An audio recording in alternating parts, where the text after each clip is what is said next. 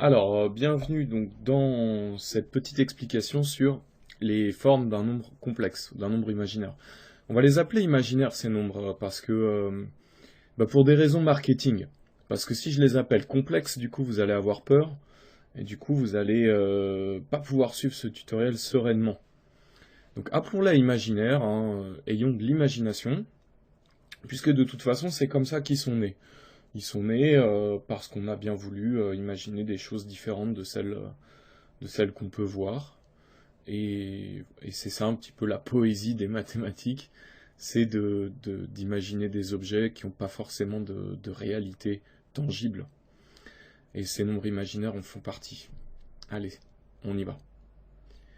Donc, avant d'aller plus loin, j'aimerais vous parler des prérequis.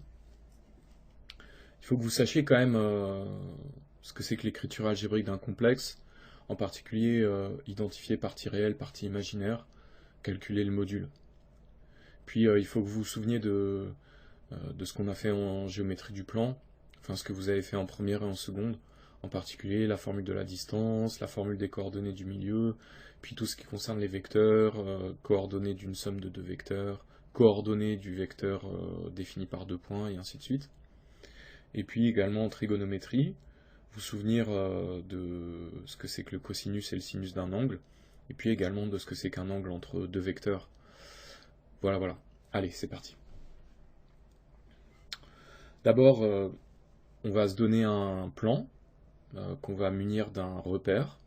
On va l'appeler OEF, tout simplement parce que OIJ, le I est déjà pris, parce que le I c'est ce fameux nombre dont le carré vaut -1.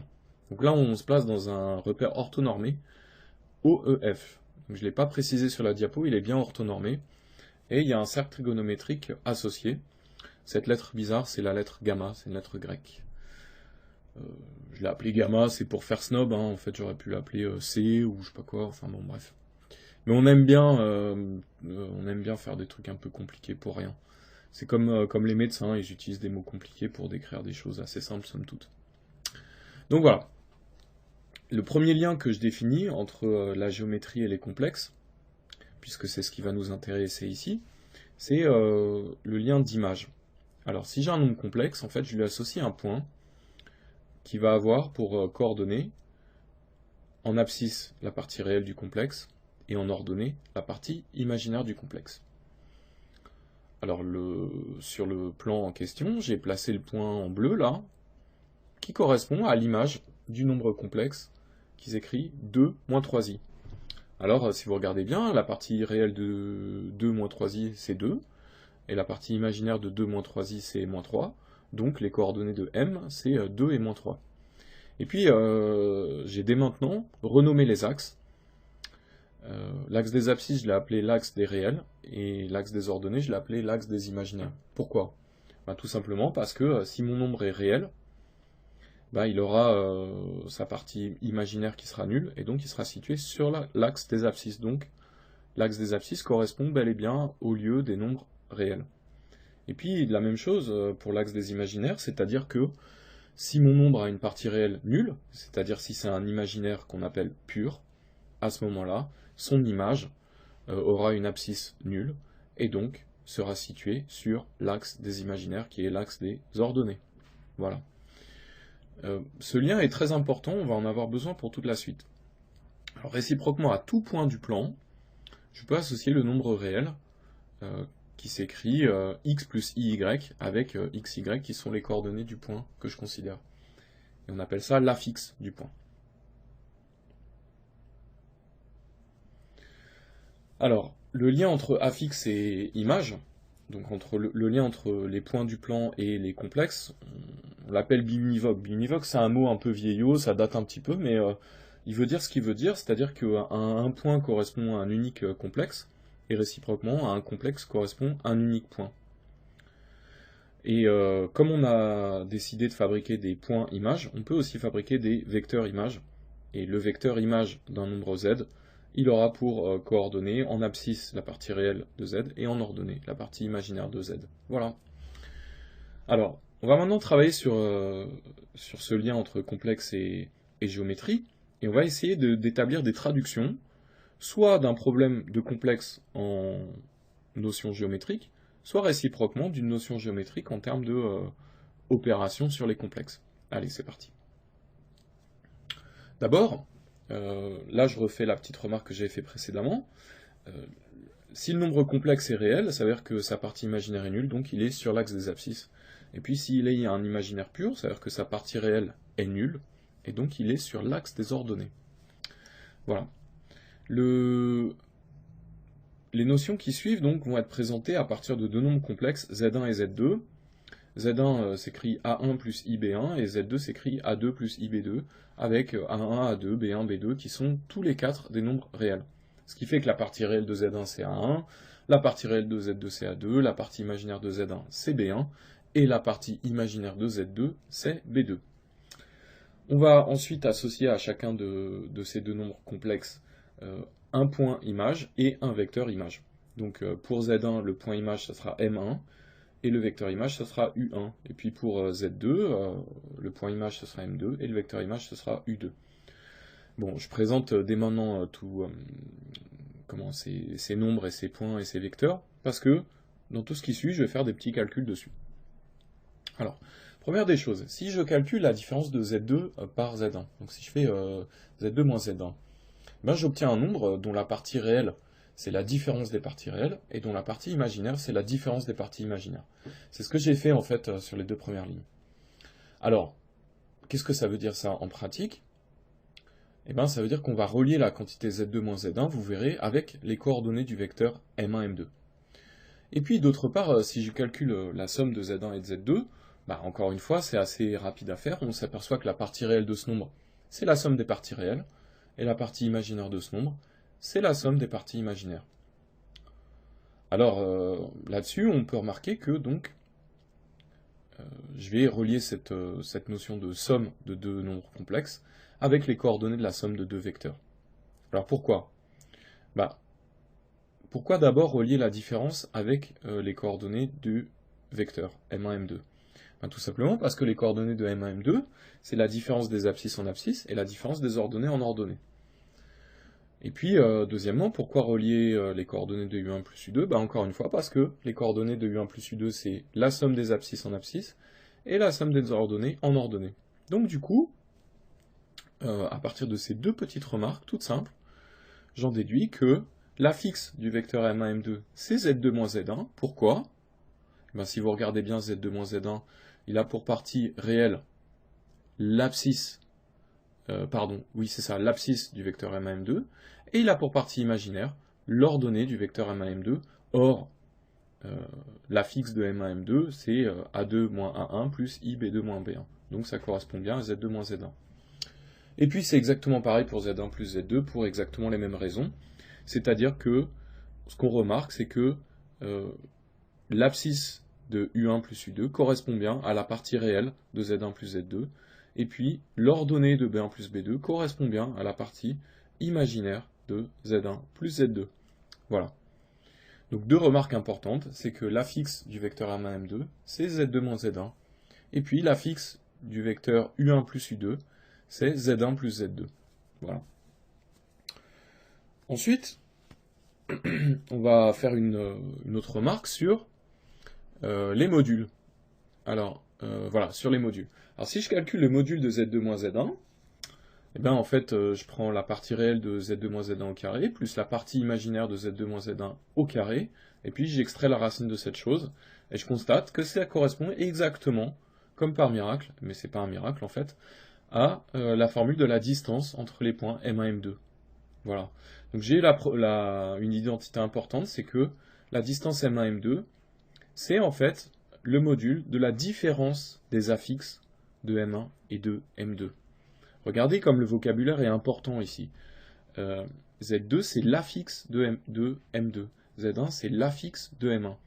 Donc quand je sais ça, la phrase M1 M2 est le module des différences des affixes de M1 et M2, eh bien, on traduit cette chose-là avec des complexes. Mais ce qui n'est pas aisé, toujours, c'est de bien connaître son vocabulaire. Donc j'insiste là-dessus, il faut vraiment bien connaître son vocabulaire pour faire des maths. Les maths, étrangement, c'est très proche du français. Ensuite, la deuxième remarque qu'on peut faire très facilement, c'est que la norme de U1, ben, c'est racine de A1 carré plus B1 carré, hein, si je reprends les coordonnées de U1, et ça, ben, ça correspond exactement au module de Z1. Voilà, donc on a fait un premier travail qui consiste à relier les modules avec les distances. Et puis on va faire un deuxième travail maintenant sur le milieu, parce qu'en seconde on avait aussi travaillé sur les coordonnées du milieu. Ben, si je calcule en fait la moyenne de Z1 et de Z2, et que j'extrais donc la partie réelle et la partie imaginaire, ben, je constate que ça, la partie réelle, c'est l'abscisse du milieu de M1, M2. Et la partie imaginaire de ce nombre-là, c'est l'ordonnée du milieu de M1, M2. Alors pourquoi ça? Bah, rappelez-vous, le milieu de M1, M2, ces coordonnées, en fait, c'est les moyennes des abscisses et les moyennes des ordonnées. Et effectivement, quand je fais la moyenne de deux nombres réels, bah, la partie réelle, c'est la moyenne des parties réelles, et la partie imaginaire, c'est la moyenne des parties imaginaires. Donc, grâce à cette petite identification, j'en déduis le petit résultat très simple, qui est que le milieu de M1, M2 a pour affixe la moyenne de Z1 et de Z2. Et il suffit pour ça de se souvenir vraiment que les coordonnées du milieu, c'est simplement les moyennes des abscisses et les moyennes des ordonnées. Ça, c'est des choses qu'on a vues en seconde. Voilà, voilà. Alors, continuons maintenant notre petite exploration. Et avant ça, donc, je vais avoir besoin de définir une nouvelle notion géométrique. Et là, j'ai vraiment besoin que vous soyez très concentrés. Si vous ne comprenez pas complètement cette partie du premier coup, regardez-la à nouveau doucement, en faisant des pauses, etc. Ou bien envoyez-moi un mail tout simplement. Alors, on y va. Donc on va parler de coordonnées polaires. C'est une notion qui n'est pas officiellement au programme, mais moi que je trouve hyper utile pour comprendre la notion d'argument qu'on va voir un petit peu plus tard. Alors, en fait, la première étape pour comprendre les coordonnées polaires, donc la première chose qu'on va faire, c'est, partant d'un point M, on va chercher en fait le point qui est sur le cercle trigonométrique et qui partage en fait la même direction que M par rapport au centre du repère. Alors, on définit donc le point M tilde qui a comme coordonnées 1 sur OM fois donc les coordonnées de M. Et donc ça s'écrit vectoriellement comme je l'ai mis là. Alors, ce que je dis, c'est que ce point M tilde, il est par construction sur le cercle trigonométrique. Pourquoi? Parce que, tout simplement, si je calcule la norme de OM tilde, eh bien, en fait, étant donné les propriétés de la norme, ça fait 1 sur OM fois norme de OM, et norme de OM, c'est la distance OM. Donc, j'obtiens que la norme de OM tilde, c'est 1. Ça veut dire que la distance de O à M tilde, c'est 1. Ça veut donc dire que M tilde est bien situé sur le cercle de centre O et de rayon 1, qu'on appelle aussi le cercle trigonométrique. Donc voilà pour cette première remarque. Et cette construction au M tilde, là, cette construction du point M tilde, est très importante parce qu'elle va justifier tout le reste. Pourquoi? Donc voilà, j'ai représenté ici la construction, et vous pourrez voir sur GeoGebra, j'ai fait une petite animation. Normalement, je vous mets le lien en dessous de la vidéo, là. Vous pouvez cliquer dessus et jouer un petit peu avec l'animation en bougeant le point M pour voir ce que devient le point M tilde. Mais bon, je reviens sur ma remarque, qui est que les coordonnées de M tilde, eh bien, comme il est sur le cercle trigonométrique, je peux dire que c'est cos θ et sin θ. Avec θ qui est en fait la mesure de l'angle entre le vecteur abscisse et le vecteur OM tilde, qui est aussi donc le vecteur OM par construction. Enfin, qui partage la même direction que le vecteur OM, et le même sens aussi. Voilà, donc, dire que M tilde, il a comme coordonnées cos θ, sinus θ, ça veut donc dire que OM, comme c'est égal à, donc le vecteur OM, c'est le vecteur OM tilde fois la distance OM, du coup, ça veut dire que les coordonnées du vecteur OM, c'est la distance OM fois les coordonnées du vecteur OM tilde, ce que je vais écrire R cos θ, R sin θ, en posant que R, c'est la distance OM. Et ces deux nombres-là, R et θ, on les appelle les coordonnées polaires du point M. Donc pour un point M qui n'est pas confondu avec l'origine, ces coordonnées sont en fait uniques. C'est-à-dire θ c'est défini comme un angle unique, bien sûr à 2 π près, et R comme la distance unique. Connaissant R et θ, je peux placer de manière unique M. Donc revenons sur le dessin précédent. ici. Donc, la distance OM, c'est cette distance-là, et l'angle θ, c'est l'angle entre l'axe des abscisses et la demi-droite OM. Voilà.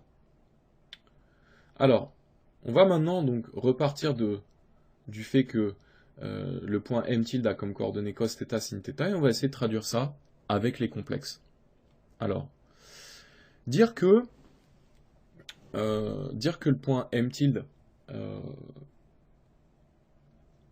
il est défini comme OM tilde égale 1 sur longueur OM fois vecteur OM, bah, ça veut dire que l'affixe de M tilde, c'est en fait 1 sur module de Z, c'est ce qui correspond au 1 sur OM ici, fois en fait Z. Pourquoi? Parce que les coordonnées de Z, parce que la partie réelle de Z, par définition, c'est l'abscisse de OM, et la partie imaginaire de Z, par définition, c'est l'ordonnée de OM.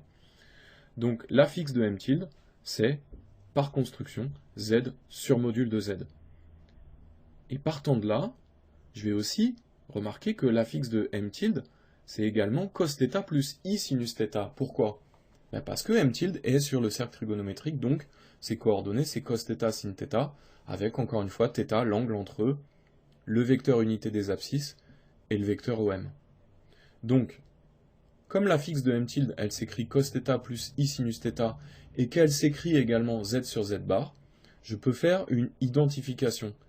C'est-à-dire, je vais écrire que Z sur Z bar, c'est égal à cos θ plus I sinus θ. Donc c'est ce qui est décrit dans le théorème plus loin. Donc ce théorème, qu'est-ce qu'il me dit?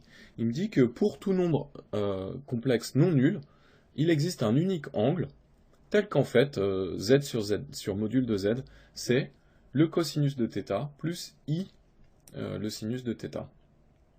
Et cet angle θ, on l'appelle l'argument de Z. Et en pratique, c'est à partir de la relation, là, à partir de l'égalité qui est encadrée, qu'on trouvera les valeurs de θ, en identifiant partie réelle, qui correspondra donc au cosinus, et partie imaginaire, qui correspondra au sinus de l'angle recherché.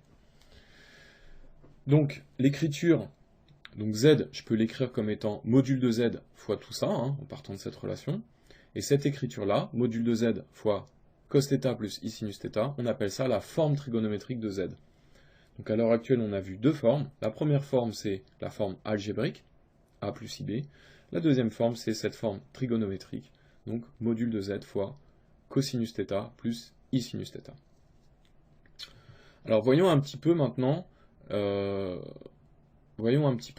exercice qui va nous permettre de nous entraîner.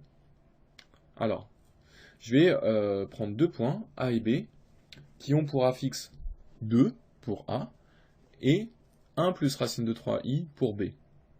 Alors ce que je vous demande, c'est de placer le point A dans le plan trigonométrique. Ensuite, vous allez déterminer les modules de ZA et de ZB, et enfin l'argument de ZB. À partir de tous ces calculs, et du lien qu'on vient de voir entre géométrie et complexe, vous allez en déduire la nature du triangle OAB. Et à partir de la nature du triangle OAB, vous pourrez placer le point B à la règle et au compas. Alors, la diapositive suivante, c'est un indice. Mais j'aimerais que vous cherchiez, avant de regarder l'indice, que vous cherchiez au moins une heure, ou que vous réfléchissiez, je ne sais pas, en allant faire vos courses, ou en étant allongé sur votre lit, ou en allant prendre le bus, vous réfléchissez à ce problème et vous essayez de me dire, de vous en sortir sans regarder l'indice. Après seulement, vous regardez l'indice, si vous n'y arrivez pas, mais vous mettez en pause à partir de l'indice. Puis vous continuez de chercher. Et seulement, une fois que vous avez vraiment cherché, que vous êtes vraiment creusé la tête, vous pourrez regarder la solution. Allez, voilà l'indice. L'indice, c'est que la distance OA, ça correspond au module de ZA. La distance OB, ça correspond au module de ZB. Et enfin, comme A, il est sur l'axe des réels du côté des positifs, ça veut dire que l'angle OA-OB, ça correspond à l'argument de ZB. Donc à partir de ces trois petites remarques, vous pourrez en déduire la nature du triangle OAB. Bon, maintenant on va passer à la correction. Alors, le module de ZA c'est tout simplement 2, parce qu'en fait ZA c'est un nombre réel, et en fait le module c'est un prolongement de la valeur absolue, dans le sens où si le nombre complexe est en fait réel, valeur absolue et module c'est la même chose.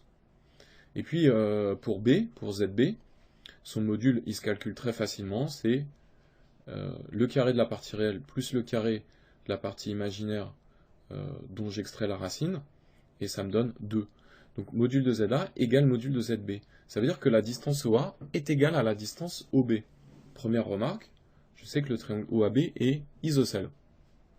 Et puis l'argument de θB, je vais le calculer en utilisant l'identification. C'est-à-dire, je vais dire que ZB sur son module, c'est cos θB plus I sinus θB. Alors si je regarde ZB sur son module, c'est 1 plus I racine de 3 sur 2. Ça me donne en écriture algébrique 1,5 plus I racine de 3 sur 2. Et ça, c'est égal à cos θB plus I sinus θB. Donc ce que je fais ici, c'est que j'identifie cos θB avec la partie réelle, j'identifie sinus θB avec la partie imaginaire. Ça me donne en fait un système d'équations où j'ai une seule inconnue qui est θB. Donc je cherche un angle dont le cosinus vaut 1,5 et dont le sinus vaut racine de 3 sur 2. En regardant ma table des angles remarquables, il n'y en a qu'un qui convient, à 2 pi près bien sûr, c'est pi sur 3.